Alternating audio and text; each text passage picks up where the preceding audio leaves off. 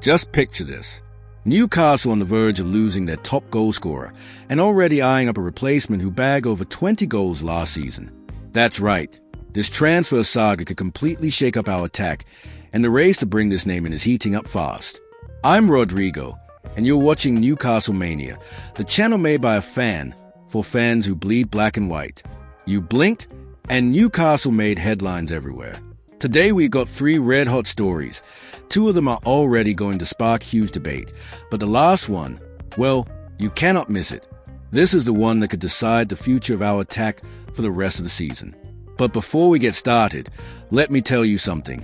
The other day, some Chelsea fans were in the comments saying this Newcastle channel isn't growing because our fan base is too small. Shall we show them what the real black and white army looks like? If you love Newcastle and want to see this club flying higher than ever, hit that subscribe button right now. It costs you nothing, but it makes all the difference. Let's shut them up together. News 1. Isaac out of the start of the season. Let's kick things off with a confirmed story that's already messing with every Newcastle fan's head. Alexander Isak will not be on the pitch for the start of the Premier League. And before you think it's because of an injury, no, it's nothing like that. The real reason is far more complicated. It's about tense behind-the-scenes politics, stalled negotiations, and a not-so-healthy relationship between the player and the club. Manager Eddie Howe, in a recent interview, made it clear that this situation hasn't moved an inch for weeks. No progress, no breakthrough. Isaac is still away from the main group, training alone, and making it pretty obvious, even without officially handing in a transfer request, that he wants to hear offers and explore other opportunities. And Liverpool? Oh, they've already stepped into the ring. They came in with a huge bid to sign the Swede during the off-season. But Newcastle stood firm and said no. The problem is, since then, the atmosphere has changed.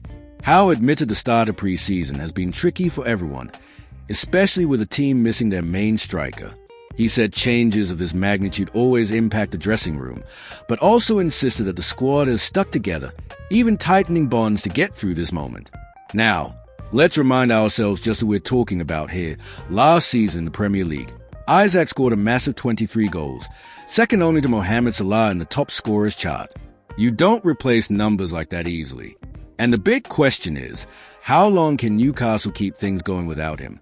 Is it just a matter of weeks, or are we heading into the new campaign with a massive hole in our attack? News 2. Whistle on Newcastle's radar. While the Isaac saga drags on with no clear ending in sight, Newcastle aren't just sitting around waiting for things to sort themselves out. Far from it. The club are already moving decisively in the market to make sure the attack has depth and genuine quality options. The name that's been gathering real momentum in the past few days is Yoane Wissa, Brentford's forward, valued at around £35 million. Talks have already begun and, according to behind-the-scenes reports, Newcastle see this deal as one of the most realistic opportunities right now. Brentford, meanwhile, are closing in on signing a replacement, and that could pave a way for negotiations to speed up. But here's an important detail before anyone jumps to conclusions. Bringing in Wissa doesn't automatically mean Isaac is being sold. This interest in a striker goes way back, pretty much to the moment Callum Wilson said his goodbyes and headed off to West Ham. At the time, Eddie Howe made it crystal clear, Newcastle urgently needed more attacking options to cope with the demands of the season. So Wissa isn't being looked at as the Isaac replacement. He's being seen as a strategic signing to boost our firepower, whether the Swede stays or goes. Finding a big-name forward, however, has been anything but simple. The club have sounded out top attacking talents like João Pedro, Hugo Ekitike, and Benjamin Iko, but each of them chose to stay put or head elsewhere. The reality is that the striker market right now is absolutely fierce, with clubs across Europe chasing the same targets and bidding prices through the roof. Howe has been very clear. There's no point signing someone just to please the fans or make a flashy headline. He wants a player who fits Newcastle style, intensity, high pressing, movement across the front line, and the ability to decide big games. It's not just about stats. It's about chemistry with the squad, tactical understanding, and delivering an instant impact. On top of that, the managers reminded everyone that this season is going to be brutal. We've got the Premier League, the Champions League, domestic cups, and you can't rely on just one or two frontmen. The aim is to have quality rotation, the ability to change the course of a game, and Of course, more attacking weapons to take on any opponent, home or away. Right now, the Whisper talks are very much alive, but as every fan knows, in the transfer market nothing is certain until the pen hits a paper and the player is holding the shirt for the official photo.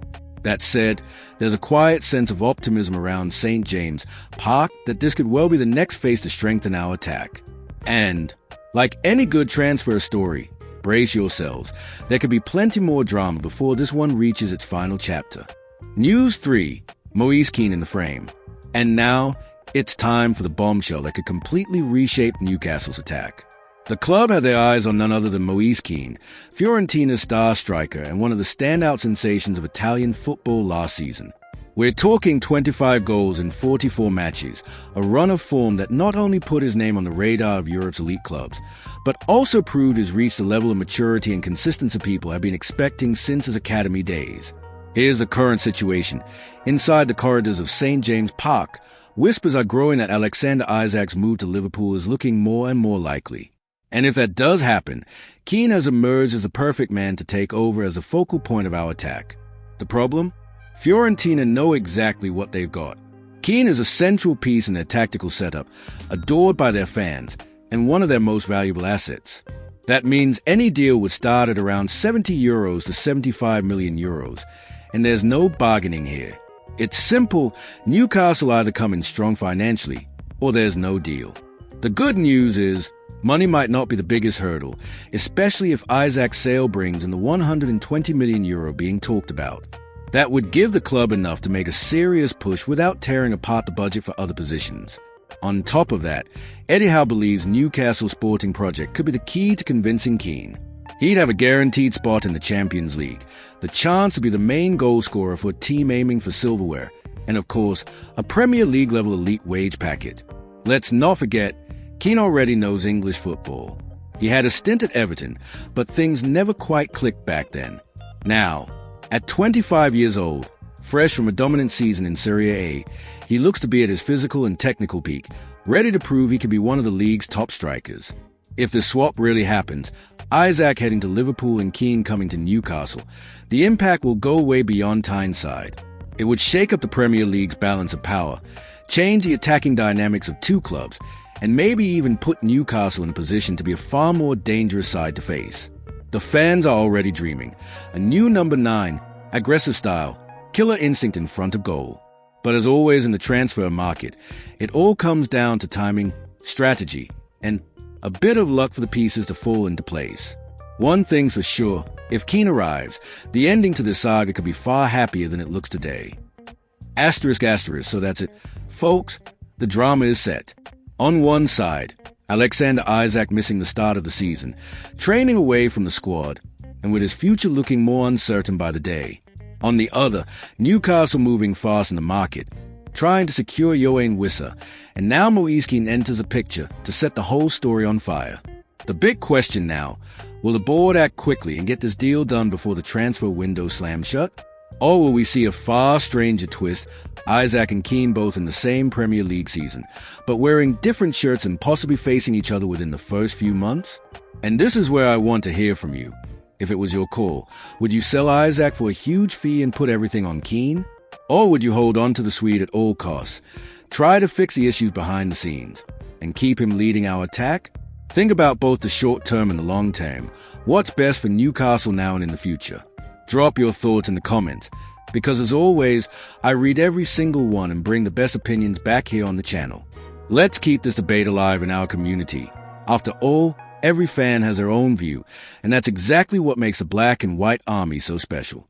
And if you've made it this far and you're still not subscribed, you know what to do. Hit that subscribe button, turn on the bell, and come along with me for every single chapter of this season, which is shaping up to be one of the most intense in our recent history. I'll see you in the next video, and as always, hoey the lads.